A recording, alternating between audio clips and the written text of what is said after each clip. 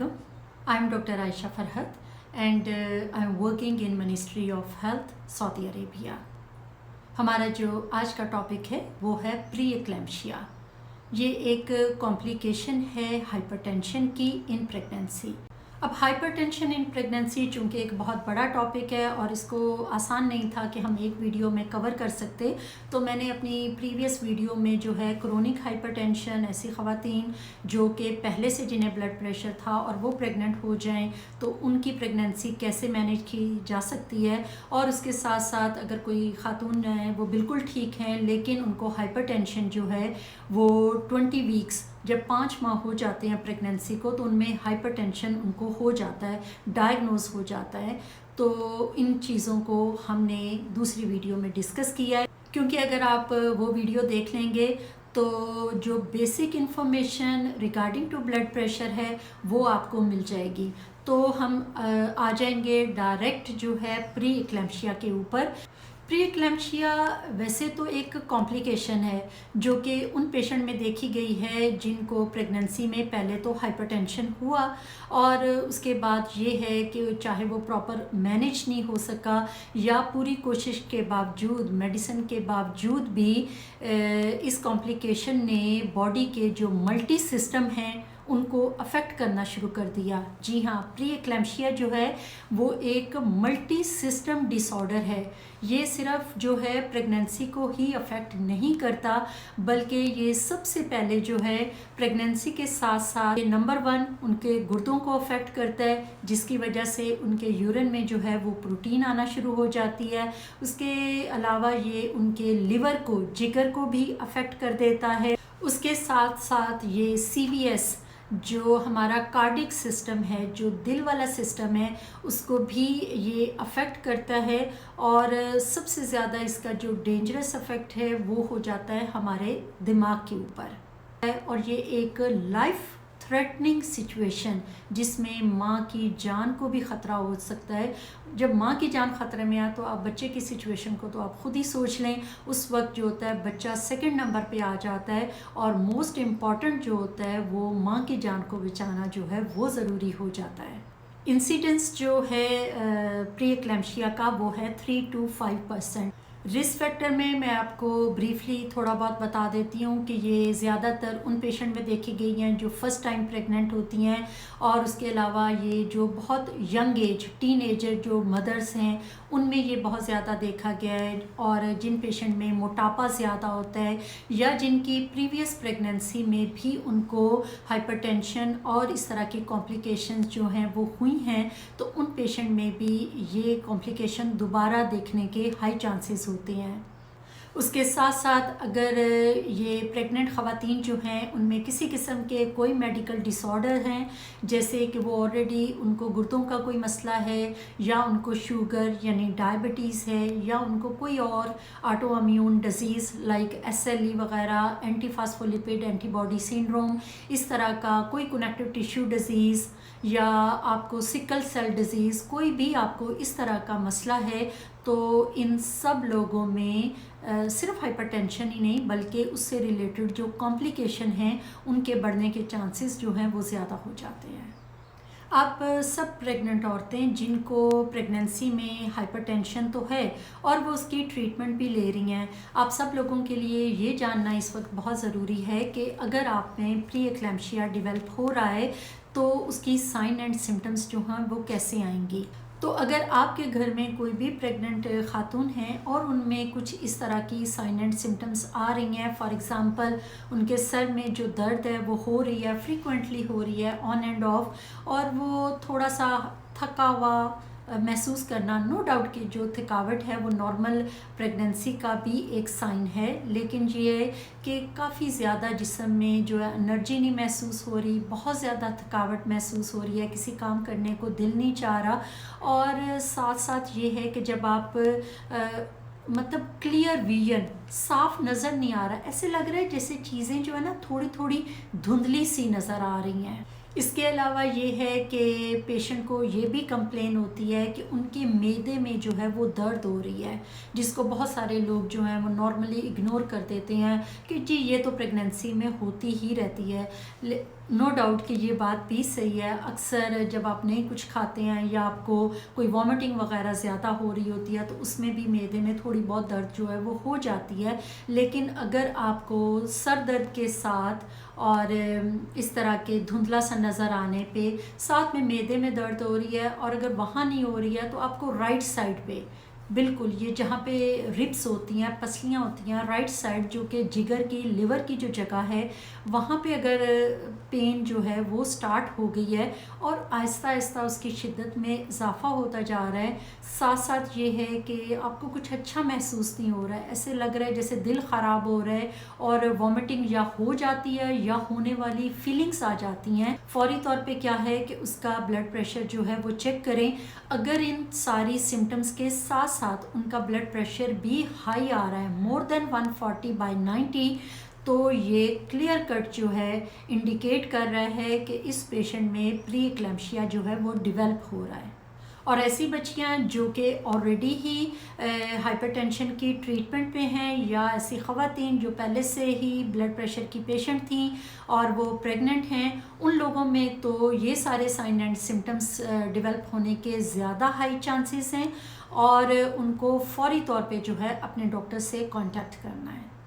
اب ہوتا یہ ہے کہ ایسے پیشنٹ جو ہی ہاسپٹل میں ایمرجنسی میں آتے ہیں تو روٹین میں آف کورس ان کا بلڈ پریشر چیک ہوتا ہے اور ان کی یہ جو ساری سمٹمز ہیں یہ ایک الارمنگ سائن ہوتا ہے تو ان کا فوری طور پہ جو ہے آن دا اسپاٹ ان کا یورین ٹیسٹ کیا جاتا ہے جسٹ ٹو چیک پروٹین. میں پہلے بھی ایکسپلین کر چکی ہوں کہ اگر یورین میں پروٹین جو ہے وہ آ رہا ہے تو یہ انڈیکیٹ کرتا ہے کہ اس بلڈ پریشر نے آپ کے گردوں کو جو ہے وہ افیکٹ کرنا شروع کر دیا ہے.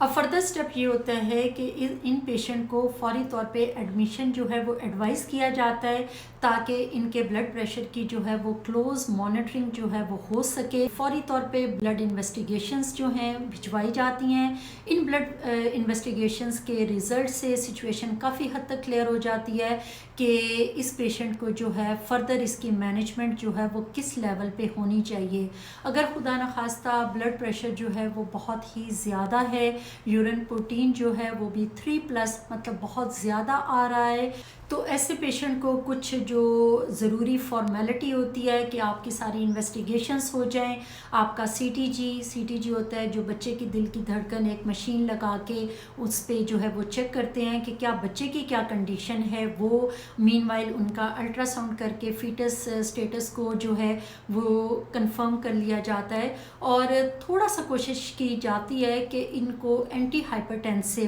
یعنی آئی وی لائن لگا کے انجیکٹیبل فارم میں ان کو اس طرح کی میڈیسن دی جائیں تاکہ ان کا بلڈ پریشر اس حد تک کنٹرول میں آ جائے. اگر کسی بھی وقت جو ہے اس پیشنٹ کی پریگننسی کو ٹرمینیٹ کرنا پڑتا ہے تو وہ بچہ جو ہے وہ نیکو میں رہ کے ایٹ لیسٹ سروائیو کر سکے. یہ سارا سنیریو جو میں نے آپ کے ساتھ ڈسکس کیا ہے یہ اس طرح کی سائن اینڈ سمٹمز اور ان کو فائنلی موڈ آف ڈیلیوری کے پریگننسی کو جو ہے وہ ٹرمینیٹ کرنا اور مین وائل اس کو ٹرمینیٹ کرنے سے پہلے اس کو اتنا ٹائم پیریڈ دینا جس میں یہ کورٹیکوسٹیرائڈس جو انجیکشن ہیں یہ اپنا افیکٹ جو ہے وہ بچے کے مطلب ان کے پھیپھڑوں پہ جو ہے وہ چھوڑ سکیں. تو یہ سارا جو پورا سنیریو جو تھا یہ ان کیس آف سویئر پری ایکلیمشیا جو ہے وہ میں نے آپ کو بتایا ہے. لیکن اگر سچویشن جو ہے وہ ڈیفرنٹ ہے, اس میں پیشنٹ کا بلڈ پریشر تو ہائی ہے اور اس میں یہ سائن اینڈ سمٹمز بھی ہیں لیکن ذرا مائلڈ ہیں اور بلڈ پریشر بھی اتنا ہائی نہیں ہے کہ وہ مور دین 160/110 ہو جائے, تو ایسے پیشنٹ کو اکارڈنگ ٹو سچویشن جو ہے ان کو ہینڈل کیا جاتا ہے. ان کی بھی ریگولر جو ہے وہ مانیٹرنگ کی جاتی ہے پلس ان کا الٹرا ساؤنڈ اور ان کو اینٹی ہائپرٹینسو جو ہے وہ میڈیسن بہت ریگولرلی دی جاتی ہے. مین وائل جو ہاسپٹل ایڈمیشن کا ایک جو فائدہ ہوتا ہے وہ یہ ہے کہ پیشنٹ کا well before time mood of delivery جو ہے وہ ڈیسائیڈ کر لیا جاتا ہے کہ ہم آپ کو کس طرح سے ڈیلیور کریں گے اور پوری سچویشن جو ہے وہ پیشنٹ کو اور ان کی فیملی کے ساتھ جو ہے ایکسپلین ان کو کر دی جاتی ہے. ایک اور خاص سمٹمز جو ہے وہ ان پیشنٹ میں دیکھی جاتی ہے وہ یہ ہوتا ہے کہ ان کی باڈی میں نا سوجن سویلنگ جو ہے وہ ہو جاتی ہے. پاؤں میں یا ٹانگوں میں اگر پریگنینسی میں تھوڑی سی سویلنگ ہو جاتی ہے تو اس میں اتنی پریشان ہونے کی ضرورت نہیں ہے، کیونکہ یہ پارٹ آف پریگنینسی بھی ہو سکتا ہے۔ لیکن اگر آپ لوگ نوٹس کریں کہ آپ کے گھر میں جو پریگننٹ خاتون ہیں یا وہ خود اپنا نوٹس کرتی ہیں کہ ان کی باڈی جو ہے وہ ساری میں سوجن ہو رہی ہے، ان کے ہاتھ، انگلیاں، ایون ان کا جو فیس ہے سارا، وہ بھی جو ہے ایسے لگ رہا ہے کہ وہ سویلنگ اس پہ جو ہے آہستہ آہستہ بڑھ رہی ہے۔ جو رنگس انہوں نے پہنی ہوتی ہے، اکثر پیشنٹ آ کے یہ کمپلین کرتی ہیں کہ وہ بہت ٹائٹ ہو گئی ہیں، تو یہ بھی ایک سائن، سائلنٹ جو ہے ایک سائن ہوتا ہے جو کہ پیشنٹ کو اور ڈاکٹر کے لیے انڈیکیٹ کر رہا ہوتا ہے کہ یہ جو بلڈ پریشر ہے یہ پری ایکلیمشیا کی طرف جا رہا ہے۔ نیکسٹ جو کمپلیکیشن ہے وہ ہے ایکلیمشیا۔ ابھی ہم نے ڈسکس کیا پری ایکلیمشیا، پری کا مطلب ہوتا ہے پہلے، اور ایکلیمشیا ایک ایسی ٹرم ہے جس میں ہائی بلڈ پریشر کے ساتھ یہ کمپلیکیشن جو ہے وہ اتنا بڑھ جاتی ہے کہ پیشنٹ میں فٹس، دورے سے پڑنا شروع ہو جاتے ہیں۔ یہ ایک بہت ہی خطرناک کنڈیشن ہوتی ہے پیشنٹ کی زندگی کے لیے اور اس کے بچے کے لیے۔ اس کمپلیکیشن سے بچنے کے لیے ہی ڈاکٹر جو ہیں آپ کے اینٹی نیٹل وزٹ میں جب آپ کا بلڈ پریشر اور کچھ سمٹمز جو ہیں وہ ایسی نظر آتی ہیں کہ انہیں لگتا ہے کہ آپ کو پری ایکلیمشیا ہے، تو وہ آپ کو ایڈمٹ کر لیتی ہیں تاکہ آپ کی کلوز مانیٹرنگ ہو سکے اور آپ کی حالت جو ہے وہ اس حد تک خراب نہ ہو کہ یہ جو فٹس والی سچویشن جو ہے وہ آ جائے۔ ایسے تمام پیشنٹ جو ہاسپٹل میں ایڈمٹ ہوتے ہیں اور ان کا بی پی ہائی ہوتا ہے، ان کو ایک آئی وی لائن کے تھرو ایک انجیکٹیبل میڈیسن میگنیزیم سلفیٹ جو ہے وہ صرف اسی لیے دی جا رہی ہوتی ہے تاکہ وہ پیشنٹ کو فٹس سے بچا سکیں۔ اسی طرح ہائپر ٹینشن والے پیشنٹ میں ایک اور کمپلیکیشن ہوتی ہے، اسے ہم کہتے ہیں ہیلپ سینڈروم۔ یہ بھی ملٹی سسٹم جب افیکٹ ہو جاتے ہیں، فار ایگزامپل پیشنٹ میں جو ہے وہ انیمیا، کیونکہ ان کے جو آر بی سیز ہیں وہ ہیمولیسس کے تھرو جو ہیں وہ کم ہونا شروع ہو جاتے ہیں، پلس ان میں جو جگر میں جو لیور انزائم ہیں وہ بڑھنا شروع کر دیتے ہیں، اور اس کے علاوہ جو ہوتا ہے پلیٹلیٹس جو آپ کی بلیڈنگ کو روکنے میں ہیلپ فل ہوتی ہیں، وہ سارے سیل جو ہیں وہ کم ہونا شروع ہو جاتے ہیں۔ تو یہ بھی ملٹی سسٹم ڈس آرڈرز جو ہے وہ بھی due to hyper tension in pregnancy کی وجہ سے ڈفرینٹ پیشنٹ میں دیکھا گیا ہے۔ میرا خیال ہے کہ اب تک آپ کو بہت کلیئر کٹ جو ہے اس ٹاپک کی امپورٹنس کا جو ہے وہ اندازہ ہو چکا ہوگا کہ ایک بلڈ پریشر چاہے وہ آپ کو پریگننسی سے پہلے تھا یا ڈیو ٹو پریگننسی آپ کے باڈی میں جو ہے وہ ڈیولپ ہو گیا ہے، تو یہ آپ کی پریگننسی کو کس خطرناک لیول تک جو ہے وہ افیکٹ کر سکتا ہے۔ اس ویڈیو کا جو مقصد ہے ایکچولی وہ آپ میں اور خاص طور پہ ان تمام ینگ بچیوں میں جو پرائمیز ہیں، مطلب فرسٹ ٹائم پریگننٹ ہیں، اسٹرانگ ان کی فیملی ہسٹری ہے ہائپر ٹینشن کی، یا ان کی مدر میں اور ان کی ایلڈر سسٹر وغیرہ میں جو ہیں پریگننسی کے دوران اس طرح کی کمپلیکیشنز جو ہیں وہ دیکھی گئی ہیں۔ آپ سب لوگوں کو جنرلی ایک awareness purpose point of view سے میں نے یہ ویڈیو بنائی ہے تاکہ آپ لوگ ان سارے سائن اینڈ سمٹمز کو اپنے مائنڈ میں رکھیں، خاص طور پہ وہ جن کا بلڈ پریشر جو ہے وہ 5 ماہ کے بعد ہائی رہنا شروع ہو گیا ہے، وہ تو ذہنی طور پہ تیار رہیں کہ ہو سکتا ہے کہ ہم میں یہ کمپلیکیشن آ جائے۔ یہ سب آپ کو بتانے کا مقصد ڈرانا نہیں ہے، صرف آپ کو ویل اویئر کرنا ہے کہ کسی بھی میڈیکل ڈس آرڈر کو لائٹ نہیں لینا ہے۔ صرف آپ کے لیے ایک جنرل انفارمیشن کے طور پہ میں بتا رہی ہوں کہ یو کے جیسا جو کہ بہت ہی ایک ویل ڈیولپڈ کنٹری ہے، جہاں پہ پیشنٹ کو بہت ہی اچھی ہیلتھ فیسلٹیز جو ہیں وہ دی جاتی ہیں، وہاں پہ اگر ڈیتھ چانسز جو ہیں وہ 3 to 6 پر ایئر جو ہے 3 سے 6 عورتیں تقریباً 1 سال میں انہی کمپلیکیشنز یا اس بلڈ پریشر کی وجہ سے جو ہے ان کی اگر ڈیتھ ہو جاتی ہے، تو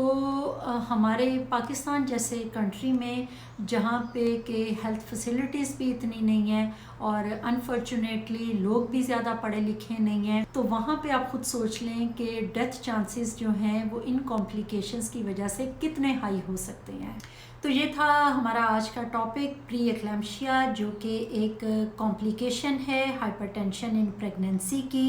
اور اگر اس کو پراپرلی مینیج نہ کیا جائے تو فردر کمپلیکیشن جس میں ایکلیمشیا آتا ہے، اس میں فٹس پڑنا شروع ہو جاتے ہیں، یا ہیلپ سنڈروم ہے جو آپ کے دوسرے باڈی کے ملٹی سسٹمز کو جو ہے وہ بہت بیڈلی افیکٹ کر سکتی ہے، جس سے آپ کی زندگی کو خطرہ ہو سکتا ہے۔ ہم نے ڈسکس کیا ہے ان تمام چیزوں کو تھوڑا سا آسان لینگویج میں، تاکہ آپ سب لوگوں کو جو ہے ان چیزوں کی سمجھ آ سکے۔